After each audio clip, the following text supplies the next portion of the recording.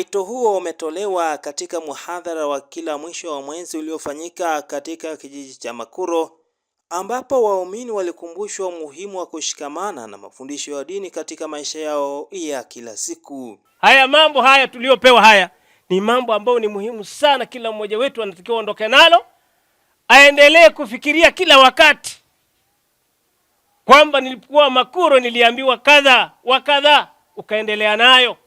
Haya yatakusaidia katika dini yako. Kinyume na hivyo, wallahi tutakuwa tumepata hasara iliyo kubwa sana.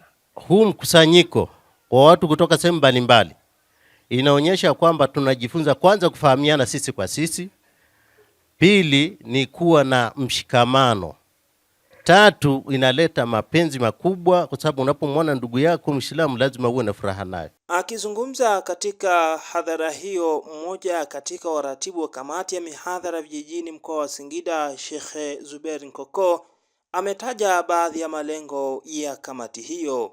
Malengo ya maduati kutoka na kufanya da'wa kwenye vijiji ni kwa ajili ya kuwafundisha watu mambo ya dini yao ambao hawayajui, kuwafundisha watu Qur'an, kuwafundisha watu namna ya kuswali, kuwafundisha watu namna ya kufanya tohara, lakini vile vile kuwafundisha watu ahkamul usra, mambo ambayo yanafungamana na mambo ya kifamilia. Watu namna gani aishi na watoto wake, aishi na mke wake, akhlaqi gani zinatakiwa. Sambamba na hayo, naye diwani wa kata hiyo Jumanne Jambi amesema kuwa viongozi wa dini wana nafasi nzuri katika jamii kupitia malezi ya kiroho. Lakini Waislamu wa hapa wako vizuri, wanashirikiana vizuri, kila mtu atoke hapa na jambo.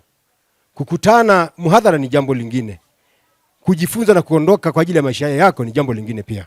Mimi niwatakie kila la kheri Waislamu wote na wageni wote waliotoka nje ya kata hii na walimu wetu. Ndugu zangu, karibuni tena siku nyingine kwa ajili ya shughuli ya dini. Tumejifunza vitu vingi sisi wana Manyara, kwamba kwanza kuwa na ushirikiano, pili kufahamiana. Nashukuru kabisa, hata kama mimi niko kwenye sekta ingine, ila nashukuru kwa mawiza haya, kwa mhadhara na kongamano hili, naona liendelee vizuri na mimi nimeguza roho, nimeshashukuru. Ni mgeni kama nyie, nashukuru. Nikiripoti kutokea hapa mkoani Singida, Ramadhan Idelimu, Mahasin TV.